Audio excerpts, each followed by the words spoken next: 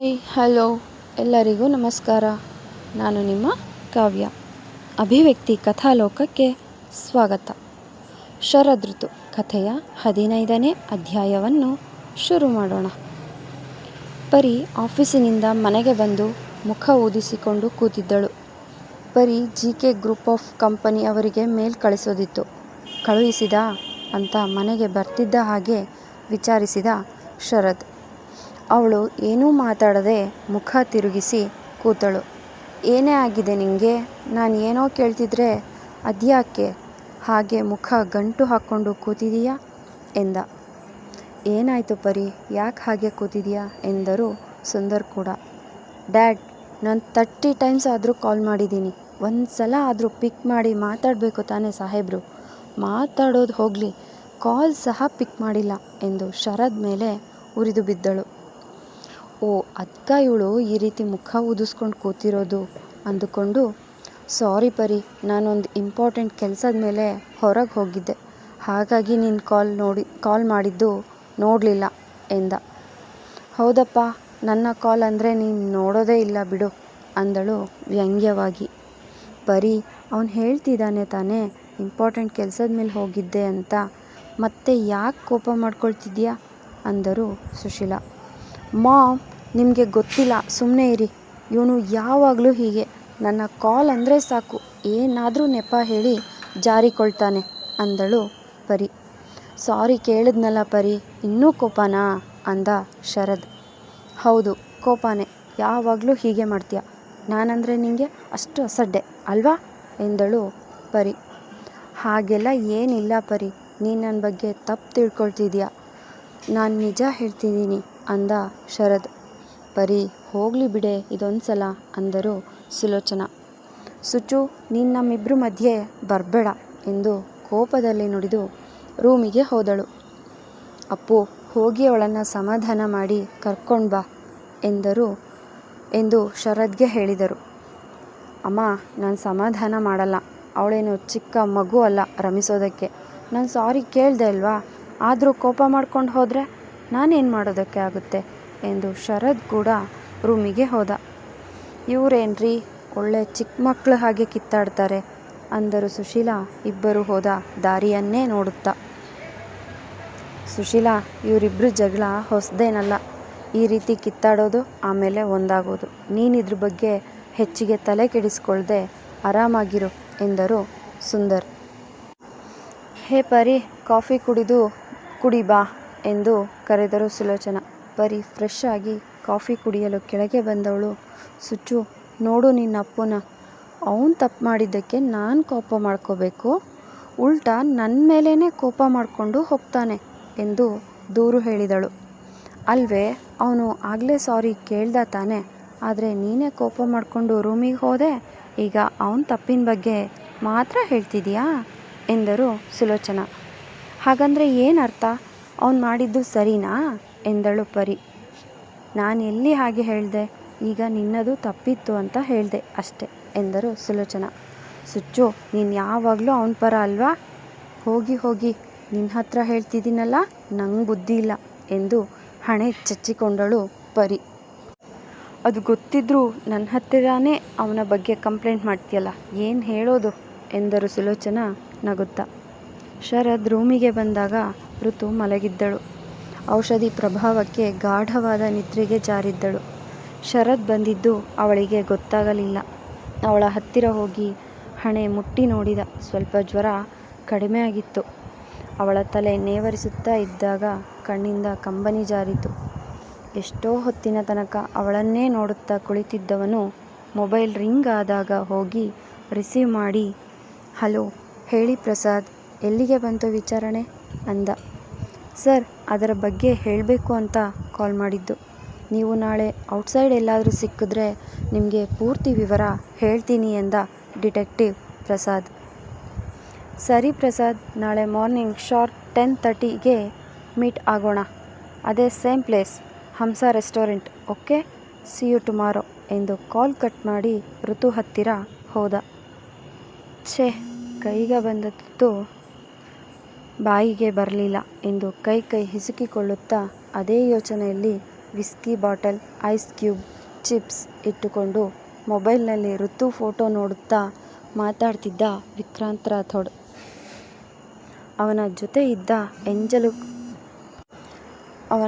ಇದ್ದ ಎಂಜಲು ಕಾಸಿಗೆ ಕೈಚಾಚಿ ಅವನು ಹೇಳಿದ ಕೆಲಸ ಮಾಡುತ್ತಿದ್ದವರು ತಮ್ಮ ಬಾಸ್ ಮೊಬೈಲ್ ನೋಡುತ್ತಾ ಮಾತಾಡ್ತಿರೋದು ನೋಡಿ ನಮ್ಮ ಬಾಸ್ಗೆ ತಲೆ ಕೆಟ್ಟಿರಬೇಕು. ಅದಕ್ಕೆ ಆ ಹುಡುಗಿ ಫೋಟೋ ಹಿಡ್ಕೊಂಡು ದಿನ ಅದೆಷ್ಟು ಹೊತ್ತು ಮಾತಾಡ್ತಾರೆ ಗೊತ್ತಾ?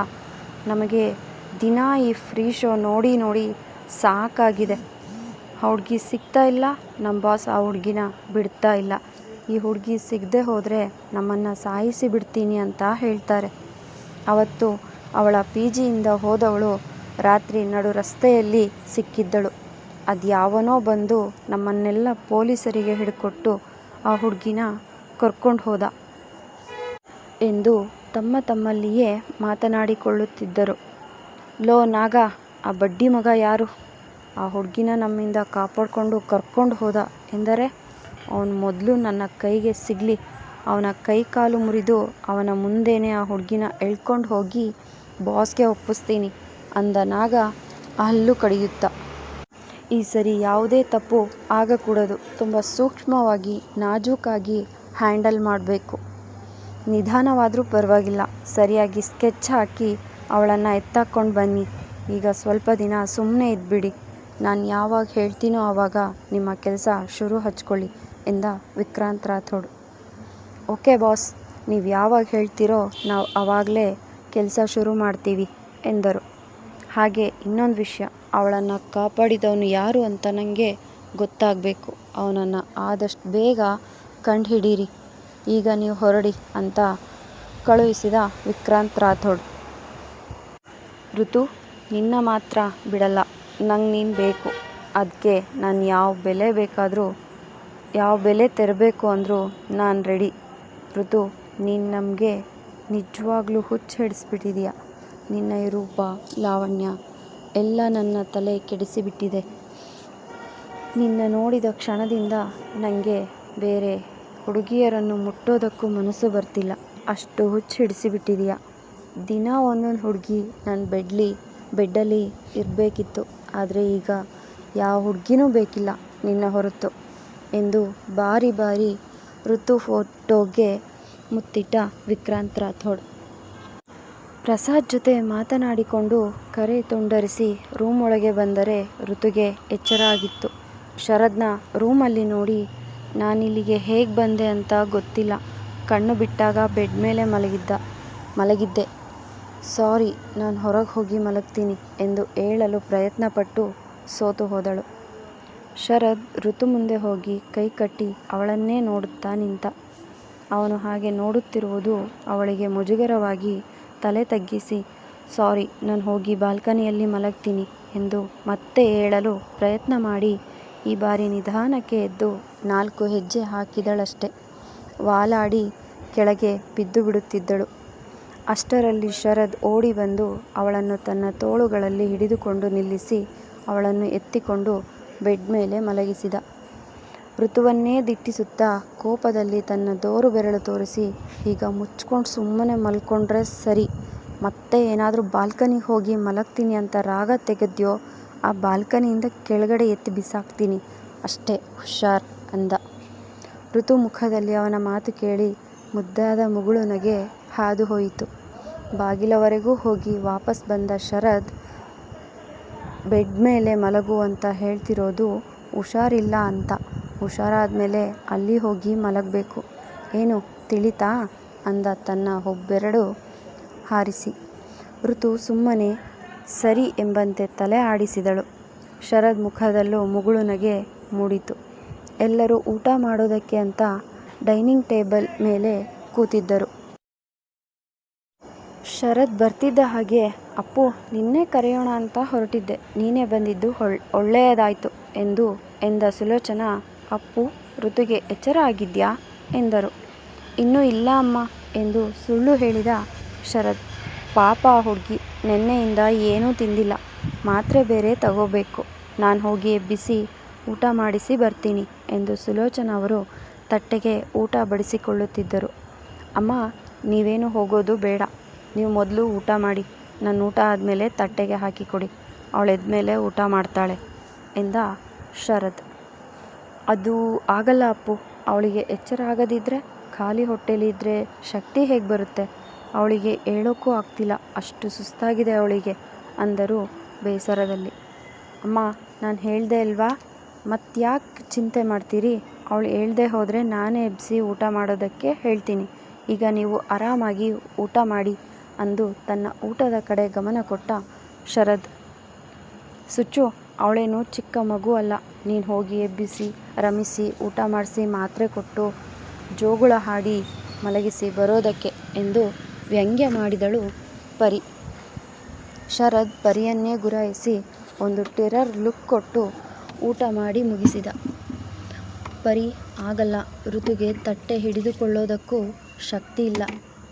ಶಕ್ತಿ ಇಲ್ಲದೆ ಇರುವಷ್ಟು ನಿಶ್ಶಕ್ತಿಯಾಗಿದೆ, ಅವಳಿಗೆ ಹೇಳೋಕೆ ಆಗ್ತಿಲ್ಲ. ಸಂಜೆ ನಾನೇ ಅವಳಿಗೆ ಬ್ರೆಡ್ ತಿನ್ನಿಸಿದ್ದೀನಿ, ಅದಕ್ಕೆ ಹೇಳ್ದೆ ಎಂದರು ಸುಲೋಚನಾ. ಅಮ್ಮ, ಊಟನ ತಟ್ಟೆಗೆ ಹಾಕಿ ಕೊಡಿ, ನಾನು ಅವಳನ್ನು ಎಬ್ಬಿಸಿ ಕೊಡ್ತೀನಿ. ಡಾಕ್ಟರ್ ಇಂಜೆಕ್ಷನ್ ಕೊಟ್ಟಿದ್ದಾರಲ್ವಾ, ಈಗ ಸ್ವಲ್ಪ ನಿಶ್ಶಕ್ತಿ ಕಮ್ಮಿ ಆಗಿರಬಹುದು, ಅವಳೇ ಊಟ ಮಾಡ್ತಾಳೆ ಬಿಡಿ ಅಂದು ತಟ್ಟೆಗೆ ಊಟ ಬಡಿಸಿಕೊಂಡು ರೂಮಿಗೆ ಹೋದ. ಪರಿ, ಋತುನ ಕಂಡ್ರೆ ನಿಂಗೆ ಯಾಕಷ್ಟು ಸಿಟ್ಟು ಅಂದರು ಸುಂದರ್. ಡ್ಯಾಡ್, ಯಾಕಂತ ನಿಮಗೆ ಗೊತ್ತಿಲ್ವಾ? ಇವಳು ಬರದೇ ಹೋಗಿದ್ರೆ ಶರದ್ ನನ್ನ ಮದುವೆ ಆಗೋದಕ್ಕೆ ಕಾಡಿಬೇಡಿ ಆದರೂ ಒಪ್ಪಿಸ್ತಿದ್ದೆ. ಇವಳು ಬಂದು ಎಲ್ಲ ಹಾಳು ಮಾಡಿಬಿಟ್ಲು. ನನ್ನ ಮದುವೆ ಆಗದಿದ್ದರೂ ಅವಳು ನನ್ನ ಸವತಿನೇ ಅಂದು ಊಟ ಅರ್ಧಕ್ಕೆ ಬಿಟ್ಟು ತಟ್ಟೆಯಲ್ಲಿ ಕೈ ತೊಳೆದು ರೂಮಿಗೆ ಹೋದಳು. ಈ ಹುಡುಗಿಗೆ ಈ ಜನ್ಮದಲ್ಲಿ ಬುದ್ಧಿ ಬರೋದಿಲ್ಲ ಎಂದು ಒಂದು ನಿಟ್ಟುಸಿರು ಬಿಟ್ಟು ಪರಿ ರೂಮಿಗೆ ಅವಳ ಜೊತೆ ಮಾತನಾಡಲು ಹೋದರು ಸುಶೀಲ. ಅಕ್ಕ, ಅವನ ಹೆಂಡತಿ ಜೀವಂತವಾಗಿರಬೇಕಾದ್ರೆ ಅದು ಹೇಗೆ ಶರದ್ ಇವಳನ್ನು ಮದುವೆ ಆಗ್ತಾನೆ? ಇದು ಯಾಕೆ ಪರಿಗೆ ಅರ್ಥ ಆಗ್ತಿಲ್ಲ ಎಂದರು ಸುಂದರ್. ಅವಳಿಗಿನ್ನೂ ಹುಡುಗ ಬುದ್ಧಿ. ಶರದ್ ಮತ್ತು ಋತು ಒಂದಾದರೆ ಅವಳೇ ಸುಮ್ಮನಾಗಿ ಬಿಡ್ತಾಳೆ, ನೀನೇನು ಚಿಂತೆ ಮಾಡಬೇಡ ಎಂದು ಸುಂದರ್ ಭುಜದ ಮೇಲೆ ಕೈ ಇಟ್ಟು ಸಮಾಧಾನ ಮಾಡಿದರು. ರೂಮಿಗೆ ಬಂದ ಶರದ್ ತಟ್ಟೆಯನ್ನು ಋತು ಮುಂದೆ ಹಿಡಿದು ಊಟ ಮಾಡು ಅಂದ.